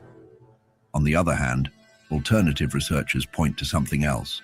Some blocks show evidence of being poured or molded rather than carved. Which also is a theory Jay and I gave to all you people. Off by less than a millimeter across surface.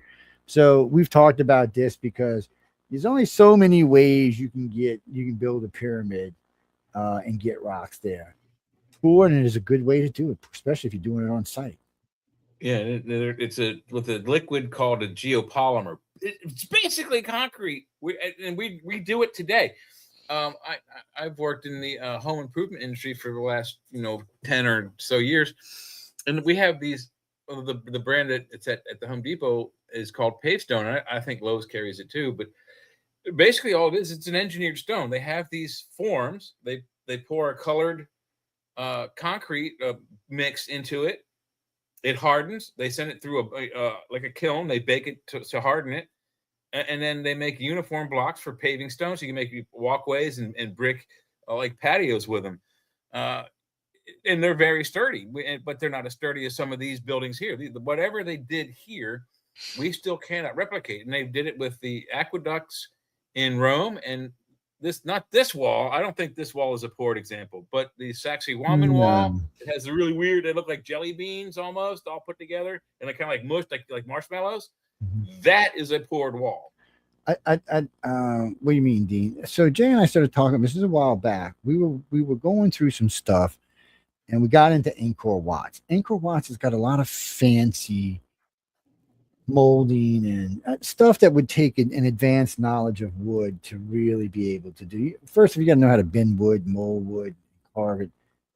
And it looked more like something that you would just pour and put up there. We got to looking at it, and sure enough, it is poured. You can, when you look at it hard enough, you can tell it's poured. It's not a piece of wood or a piece of stone. In order to do a piece of stone like that, that's a heavy piece to use for trim when you can use something much lighter. And it's a lot of work when you can just make a mold and pour them all day long.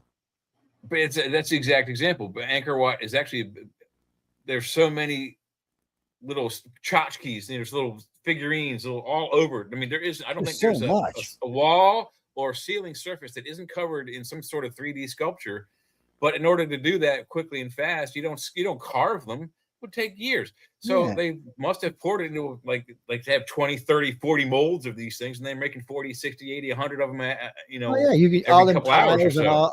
all them tiles in all their cities. You know they were pouring them, putting them out in the sun and sun drying them just like you do any brick. Jack, some of these They probably have a kiln too, I would imagine, but to do all those little figurines, it wouldn't be much at all. You could have like a conveyor belt type of system even, and just pour the liquid into the molds, put them through the kiln, empty them, and then recycle them right away. You could it'd probably be like a daily, like a Ford assembly line. Let's see what we got here. Feet. Perhaps this was their tactic. Arthur Poznansky, who studied the site for decades, claimed astronomical alignments date Tiwanaku to 15,000 BCE, long before any known civilization should have existed there. Graham Hancock goes further, suggesting this was part of a global pre-Ice Age civilization with technology we've lost. What if this timing gave them the crazy engineering advantage they had? But speaking of timing, let's talk about the civilization that is widely known to precede all civilizations. Which is, there we go. While Tiwanaku's builders carved impossible stones in the Andes, something far larger was allegedly thriving across the entire Pacific Ocean. Not an island or a coastline, an entire continent called Mu. And it all started with Augustus Le Plongeon, a 19th century archaeologist studying Mayan ruins. According to the Mayan texts, Mu was a great civilization that came before all others, a motherland that was swallowed by the sea.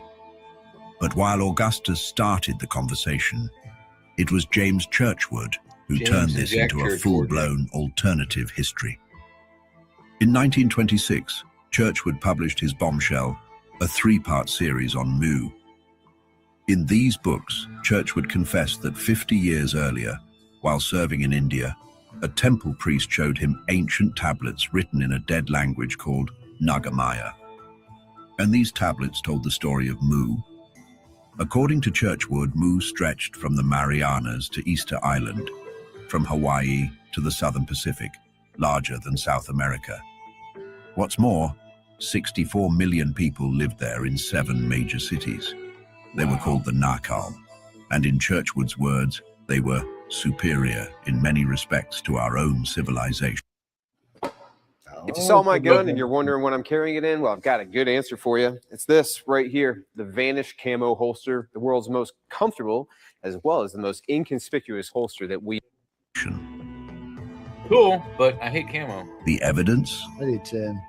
Easter Island's massive Moai statues mark the mountain peaks of sunken Mu. Churchward also labeled Nan Madol's megaliths in Micronesia as remnants of Mu's architecture.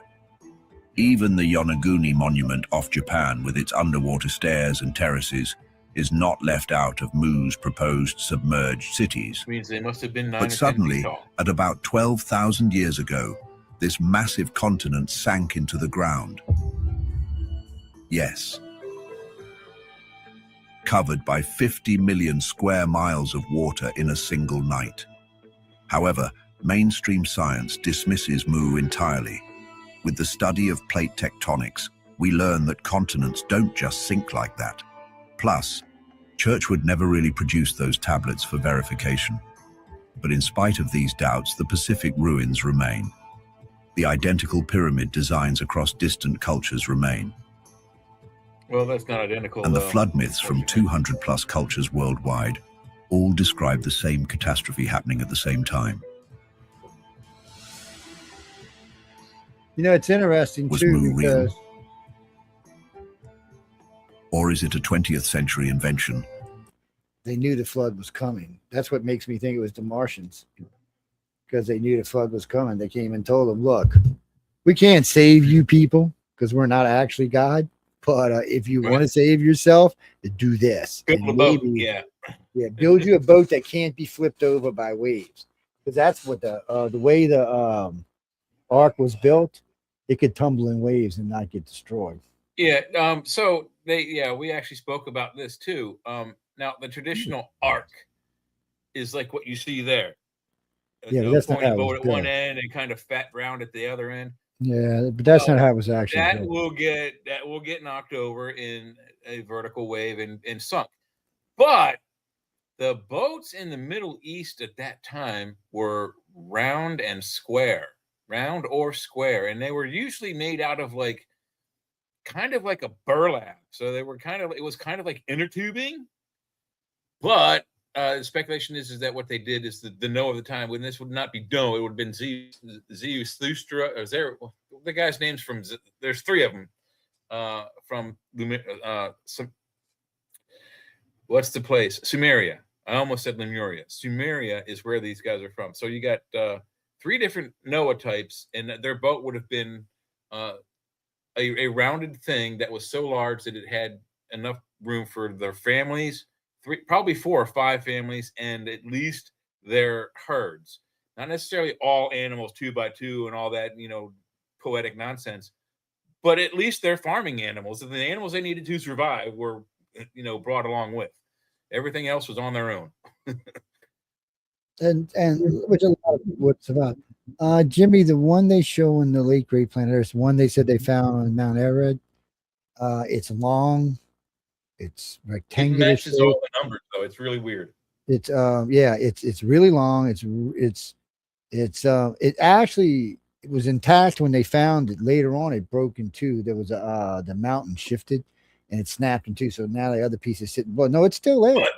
But that allowed them to get access to it. They didn't have to go very far. They reached in with like a guy on a rope, like 10 feet down into this, and it went to the mountain crack, and he was able to pull out a wooden timber with a fastener in it. In layman's terms, he pulled out a bulkhead beam with a nail in it.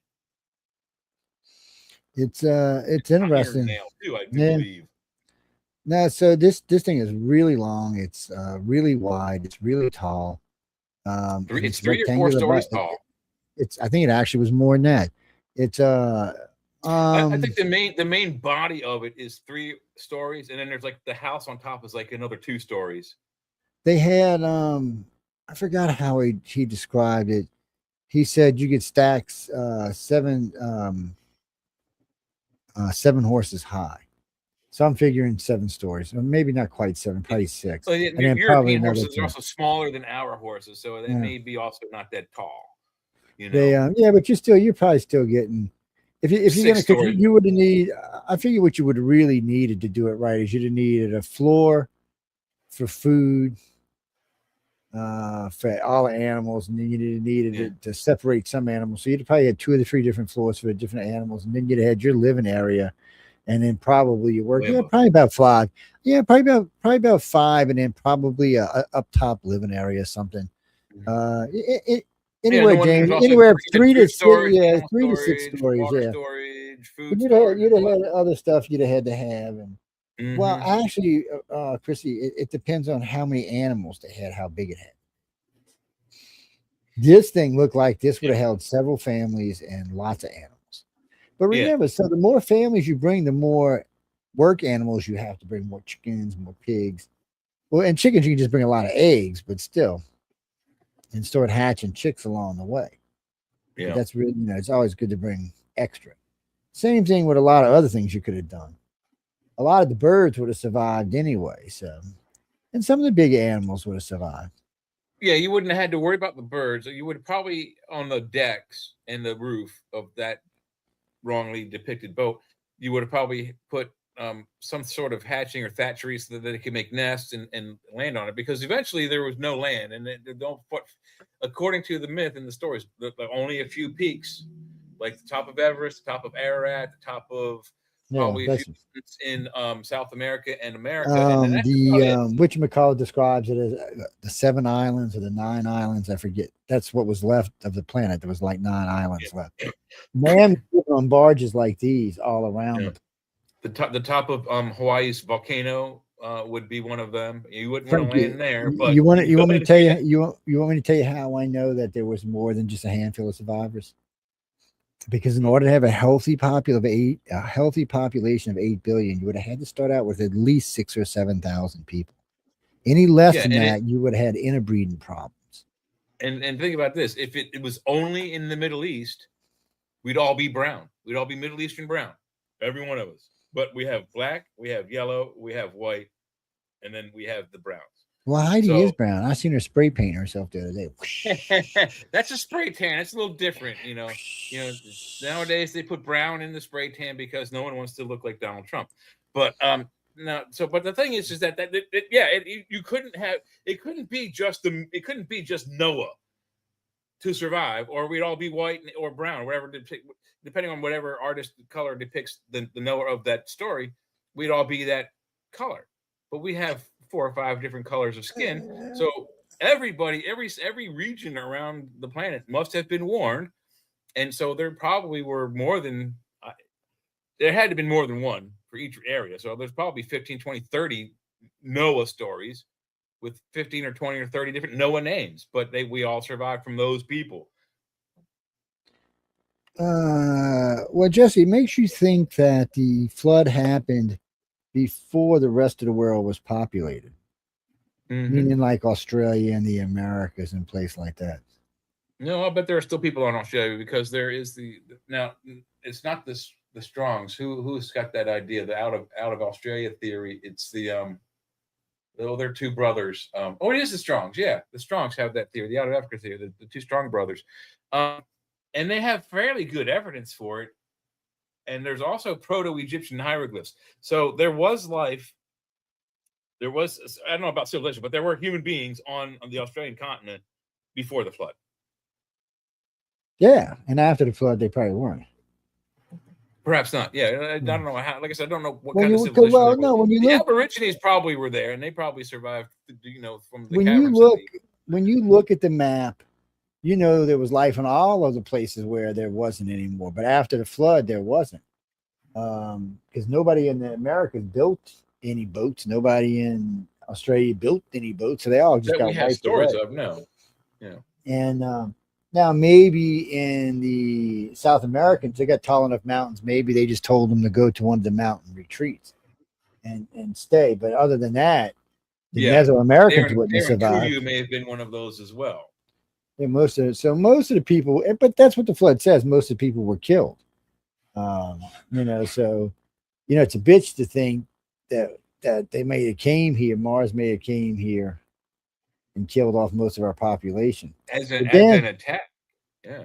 Yeah, but now we share their DNA, so now we're part Martian, and now we're going back to take the planet for our own. So who in the end wins this argument? Yeah, I mean. Gene, our biological clock set to a 24.25 hour day. Earth set to a 23.75 hour day. Yes. No, the day on Earth is 24.24 hours every day. Unless it's changed, it was 23.75 hours. No, that's it says 24.24. That's why we get a leap year. We get a quarter day every year. Now the Martian day is 24.3 or 23 something 6, 246, something like that. Our bodies are actually closer to. They every website I've ever been on says our planet has a 23.75 hour day. It's not a full. Hey Google, what's the exact hour of the planetary rotation of Earth down to the minute? Earth completes one full rotation on its axis relative to the stars, known as a sidereal day, in 23 hours and 56 minutes. Wow. You argue with things that I've been knowing since I was 12, man. Well, I'm repeating what the Mayans had calculated for the Earth, which was. But now wait, see, this is what's important about this. Well, no, Jimmy. So our orbit changes. Actually, the speed of our planet changes too. Like right now, which they don't like to talk about, our core is running backwards, or was running backwards. I think it's actually started straightening itself back out now. They don't know why it did that. They don't know why it slowed down. It's supposed to stop. It creates a magnetic field on our planet, dumbass.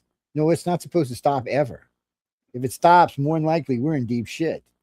But every now and then it slows and it changes direction, and they have no idea why. Somebody says they think it's like a gyroscope that when the planet gets to a certain wobble, it switches to keep us from flying off course or something. Well, because we're tilted. We're not like just spinning like this. We're spinning like this, which creates a wobble. Yeah, it's not like a top. When you start out a top, it's just spinning on its tip, and the top wobbles a little bit, but the bottom's still perfect. Earth's not like that. Earth's tilted. What is it, 4 degrees, 2 degrees, 4 degrees? No, it's like 23 degrees. Hey, Google, what's the axis of the Earth tilted at? Earth's axis is currently tilted at an angle of 23.5 degrees. Yeah, there you go, 23. Yeah, when I was in high school, it was 17. Yeah. No, Jesse, I think it's precession that's 4 degrees. No, because it's something to do with something I read to do with Egypt. But that's a whole different show. No, that's for a whole different show, my friend. No, we can't even get into that. Let's see where we are. If we got anything else on here we can get through before we knew about them until the 17th century, when astronomer Edmund Halley proposed that Earth consisted of nested spheres separated by atmospheres. The Mediterranean diet is the world's healthiest diet. In It fact, it makes it easy to eat that way every day. People don't ever believe the Mediterranean diet is full of colorful fruits and veggies. By the 19th century, esoteric traditions merged this with ancient stories to reveal Agartha, a massive underground cavity housing enlightened beings. Now, we do know those massive underground areas we found recently that span from Hindu Africa texts all the way speaking to of the America. Nagas, half-human serpent beings living in Patala, the lowest realm, to Tibetan lamas describing hidden tunnels beneath Mount Kailash. They all point directly to this underground paradise. Oh, look, there was Not an proof enterprise enough. in there. Then why did the Nazis believe it enough to send expeditions to Tibet in the 90s? The Nazis Massive were underground looking for structures. everything. The Grail, On everything. the flip side, modern seismology has proven Earth's core is solid metal, not hollow. But believers argue that Agartha exists in a different dimension. Yes, we know you do. While legends speak of underground kingdoms, history records something equally remarkable happening in Mesopotamia around 2334 BCE. The Akkadian Empire. Known as humanity's first multinational empire, this kingdom united diverse peoples under one ruler, Sargon of Akkad, a man whose story sounds like propaganda. First, the texts say he was a bad who collapsed but we don't care. through bout. He's also a bad guy in Star Trek, Sargon. Well, this is Avalon. You know, all the people. What if the greatest mystery isn't a lost city, but a hidden island that might still exist? Avalon's where Arthur went. Enter then, Avalon. Yeah. It's where he went to die. It's where the sword rests. Avalon appears in Geoffrey of Monmouth's 1136 Chronicle, not told as myth, but as a solid historical fact. According to the Chronicle, this was the island where King Arthur's sword Excalibur was forged, and where the wounded king was taken after his final battle. It gets weird from here. Avalon is known as an island of apple orchards, where inhabitants lived naturally, practicing magic and worshipping nature itself.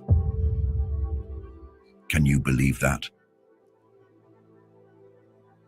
For a piece of evidence, people point to Glastonbury Tor in Somerset, England, surrounded by marshes that once made it appear island-like. This is the leading candidate, and the archaeological artifacts present, they all date to Neolithic times. In addition, scholars still debate how the spiral terraces wind up the hill. Are those natural or artificial? The line keeps blurring. But this is the final bomb. Glastonbury sits between the Mendip and Quantock Hills, precisely where medieval texts placed Avalon's territory. How much of a coincidence could this be? Shambhala. Yeah, I haven't heard them in a while. But if Avalon hid itself in mist, this next civilization hides behind mountains, and possibly behind reality itself. Shambhala. According to Tibetan Buddhist texts, Shambhala was a pure land ruled by enlightened kings, protected by 8 mountain ranges somewhere between Tibet and Mongolia. But this is no spiritual metaphor. In reality, ancient texts provide specific geographic markers describing rivers, valleys, and distances with crazy precision. James Hilton's 1933 book, Lost Horizon, introduced it to the West as Shangri-La, but Tibetan monks had been searching for it for centuries. And in 1963, monk Tulshuk Lingpa led 12 disciples on an expedition to find its entrance. They never returned. I guess they found it. In the 1930s, the same Nazis' expedition sent to uncover Agartha was also extended to unroot Shambhala, especially because Shambhala's history held the promise of something better, advanced knowledge. Also, the mystery surrounding the CIA's coincidental search floats around this civilization as well.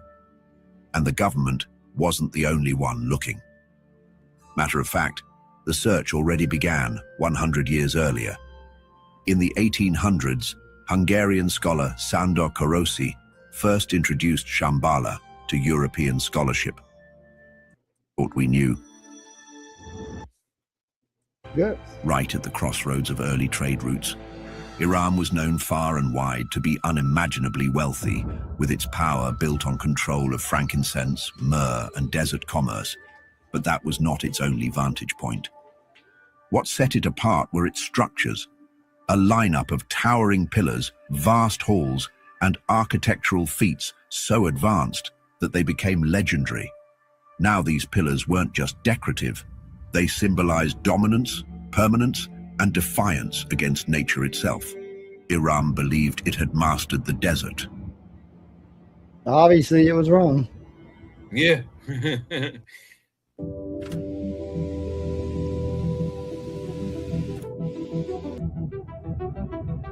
Hey,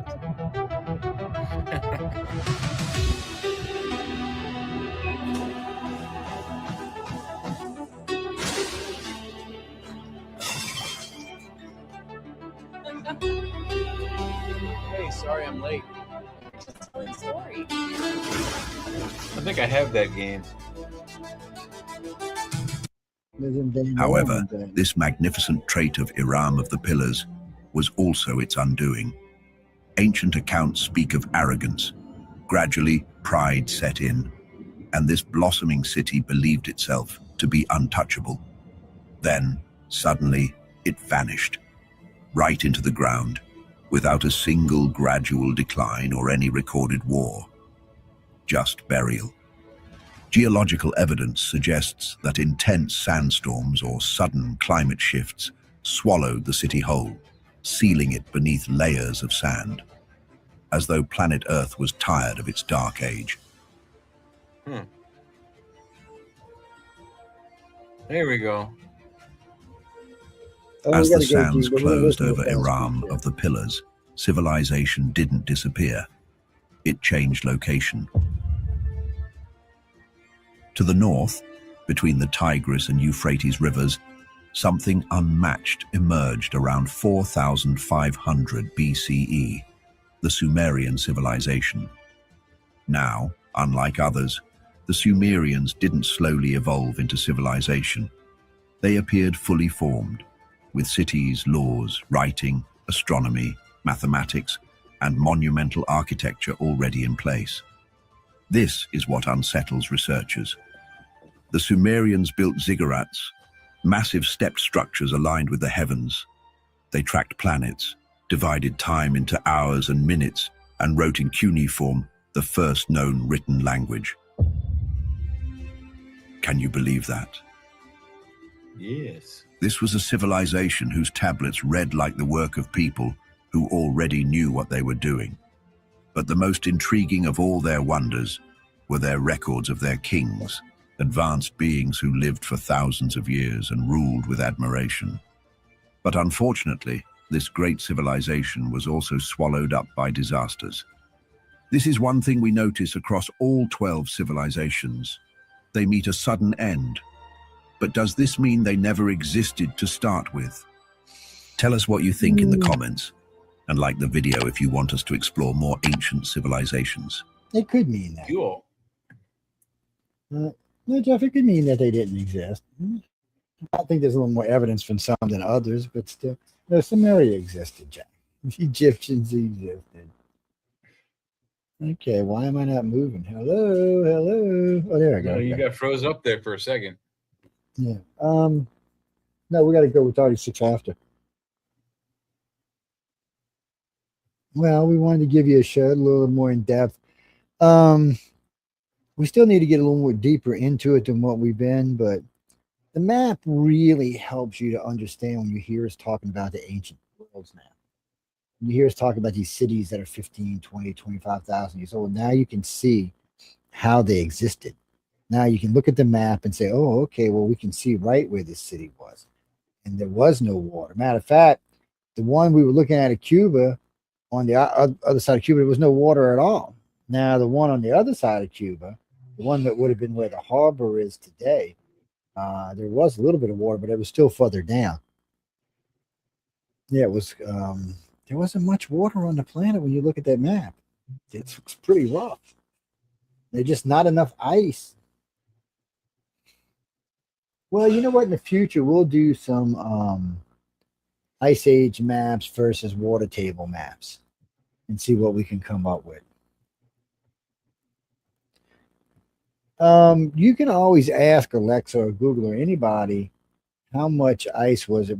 If all the ice melted 15,000 years ago, how deep would the water be? Or if all ice was frozen on a planet 15,000 years ago, how shallow would the water be? It'll tell you that. Doesn't necessarily mean it's right, but it's getting its figures from NOAA and places like that. Yeah. Because we just don't know. I mean, we're estimating. We know some things because we got evidence, but like at one time, we know there used to be a big saltwater ocean in the middle of the United States. If you look at our history, I imagine if you go back every 15 or 25 million years, you'll see the planet looks different. The oceans are shaped different. The continents are shaped different. And at every 100 million, I bet you it's drastically different. Yeah, because the continents are constantly shifting and moving. It's not going to be the same 1,000 years from now. Yeah, I heard this. It'll be close. It'll be recognizable to us 1,000 years from now, but it won't be the same. It won't be the same, no. Friday we got a good bit of news to catch up on. Got some links to get through. Yeah, I know we've been getting a lot of good feedback on the links lately. Well, we've been getting some pretty good links. Not all of them. Some of them are kind of boring. Bill Maher is always worth a trip, especially now that he wants to. No, he don't want to be a Republican, Jack, but he wants to not be a communist Democrat. That's what he. Yeah. That's what he don't want. Yeah. You can't really blame the guy, man. I mean. No, and people are giving him shit because he's saying that his vote is in play, meaning the way I take it is that he means he's not going to make up his mind until he gets inside the booth and the curtain closes. Then he's going to go Democrat or Republican. He's going to pick one or the other at that moment. Yeah, I watched him. So he had on, who was it? He had on Elon Musk, JD Vance, and somebody else I liked back to back to back. It was all good interviews, a lot of fun. He told JD, he said, I'm not voting for a communist. He said, since Trump can't run, my vote is in play, meaning I'll vote for a Republican. He's not going to vote for the correct, the best. But by saying that, guys, girls, what he's telling y'all is, for the most part, is if one of these socialists get the president, like AOC or something, he's not voting for them. Yeah. Well, he likes Vance, and he made a crack about Rubio. Because Rubio, he'd vote for either one of them, Vance or Rubio. I think he likes Rubio more than it's easier to like Rubio for a couple of reasons. One, he doesn't wear his religion on his arm, which Vance does. Now, Vance wears his religion on his arm. Matter of fact, if you read his new book, it's pretty religious. But by saying that, he reveals a lot about himself, which was surprising. Yeah, he's a little bit more outspoken, but Rubio's got a little bit more to show for what's been going on. And Rubio don't wear his religious on he's not going around God bless everybody all the time. Right. So he's less offensive, but regardless, I think it'll end up Rubio Vance or Vance Rubio. They may, and then again, they may decide not to, because if Vance gets it, he might want Rubio to keep the job he's got now. Because, Rubio as a vice president, I think, would be a waste. a lot unless they cut him loose, and then he'd be competing with the president. No, really, I'm just saying from my own personal view, I think Rubio would be more beneficial to the presidency in the job he has now than he would be as vice president. Look how much more press he gets than Vance does. Yeah, look at it. I mean, it's crazy. Well, I mean, anyway, we need to go. We can't be talking about this kind of stuff, but not on this show anyway. No, Friday we'll have lots of time to talk about it. Michelle is on right now, I believe. What is she talking about tonight? The hidden world of cryptid and the place within our lore with William Bove, B-O-V-E, Bob, Bove. How you say that? B-O-V-E. That sounds like that should be something easy. Yeah, Bove or Beauvais, I would think. Yeah. I don't know, Jack. I don't know. What are you talking about? Oh, that we check facts live? Because Jay and I know our facts pretty well. Sometimes we might get one wrong or the other one. Regardless, we if we're not sure, we'll check them. Yeah, we'll check them live on air because we don't get our feelings hurt, dumbass. No, he's been wrong. I've been wrong. It happens. But sometimes you get misquoted or you hear something wrong or something changes. So originally, when you heard us talking about the how long the time thing is, originally, if you go back to the 70s and you ask, it was 23 hours and 42 minutes. Now, what did she say today? 23 hours 23, and 56. 23, 56, yeah. So that's 12-minute change in 50 years, 40 years. No, and it's going to change again. We're moving around. We're not. People always want to think that we're moving further away. You know, our planet is in constant motion, and not just in one motion. It's in a lot of different motions. Thank God we spin on the oceans. We just can float off the thing, or maybe not float off, but float around, which would be even worse. Oh, you mean like Dr. Hood where the fish swam in the sky? That would be weird.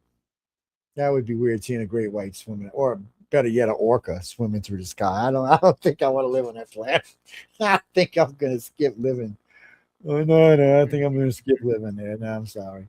But anyway, y'all go check out Michelle. We're going to get out of here. Oh, excuse me. I hope you enjoyed the show. It was a good one, and there's a lot of good information in it. And there'll be, well, I want to get in. There's a lot of things. I really want to get this book written, but I really want to get into the Mesopotamian, the Sumerian, the Egyptian stories of creation on one show. So it'll be a little sticky because we're going to have to move around a little bit because we'll have to start with one. Basically, we'll have to set up all three. So it'll be a little boring in the beginning because we have to talk a little bit about how the Sumerians, how the Egyptians, and how the Mesopotamians came to be. A Mesopotamian said it's all genetic engineering. Pretty much is what the Sumerians said. So, but anyway, we'll get into all of that and y'all can check it out and just tell us what you think. Don't be people write into the show all the time. Again, if you want me to open Pal Talk, you got to remind me before the show, not after. Yeah. No, I don't mind opening. You just got to remind me because I don't think about it. Don't ask me why I don't think about it. I just don't. I could give you some elaborate lie, but why bother? Because I just don't. That's not science. Don't think about it. It's too much other shit on my head when it comes to a show. Actually, I'm going to eat. Jay said something about going to dance naked. I don't want to know. Did anybody hear about Sean's date? Food too, I think. I haven't heard anything about Sean's date, so I'm gonna tear his ass up Friday night when I see him because he didn't tell me about it. Hurt. Yeah, I'm hurt. I haven't seen him online yet, so I don't know if he even survived. No, yeah, I've seen him do his show. He's done 2 shows. Good. Yeah, no, he did his Sunday and Tuesday show. Yeah, he's on Sunday and Tuesday. Yeah. Who's it? CL's his girlfriend? I don't think so. I'm not getting into that. I don't know. As far as I know, that's not true. They're friends. I know that much. I don't think they're like that kind of friend. I think they're just friends. Yeah, I think she's on the West Coast too. She's in Chicago? No, Vegas. Not Vegas. Nevada. I'm sorry. I just couldn't get it out of my mouth. Yeah. West Coast. Yeah. Yeah. She's No, I don't think she's actually in Las Vegas itself, but she's somewhere right around there. Yeah, she's in Nevada somewhere. I wouldn't tell y'all anyway. She probably wouldn't want y'all people to know where she lives. Perdump? Oh, you're talking Utah. That's where Art Bell used to live. That's where Heather Wade lives, if I remember correctly. Yeah. I might go through there one day. You never know. I haven't seen Heather. I would invite her on the show. I haven't seen her. She flipped out one day and I haven't seen her since. She, I don't know. Sometimes people just get weird, Jack. Well, what do you mean? Oh, you know what? Ask me on next Wednesday show, but no, I still do ufology. I'm not as interested in some things because, frankly, I know most of it's, you know what. And I work with a group that's so more advanced than anybody else is out there working, and it kind of seems like going backwards when I'm dealing with so-called ufologists today. I can't help it that we've been, yeah. Yeah. I did post that about the Cajun Navy. Yeah, you're right. That was Jesse Waters that we're going to have for Friday night. DNC facing Fallout, so we'll be playing that. This is another DNC cover-up. We'll be playing that. Jesse Waters. Also, we'll be having the United Cajun Navy releases Nolan Wells case report, so y'all get to see that. This is just all stuff that'll be on. We'll be talking about one of the new socialist candidates tearing AOC a new asshole. Excuse my language. You know, well, they're supposed to be on their side, Jack. Yeah. We're going to be watching some Bill Maher stuff. He's got a couple of good clips. He's got one particularly crazy nut liberal on. We're going to be watching that. That's going to be funny as hell. We're gonna watch some Joe Rogan freak out on some stuff. We got some more. We got some Fetterman with Bill Maher. We might have. Oh, and then we got this lost city. So there's a city sitting outside of St. Louis that. Well, hold on. It looks like a freaking Lion series. Yeah, St. Louis. Hold on. Damn it. Just. All right, where am I at? Right quick. Yeah, people are going to be late. Shut up.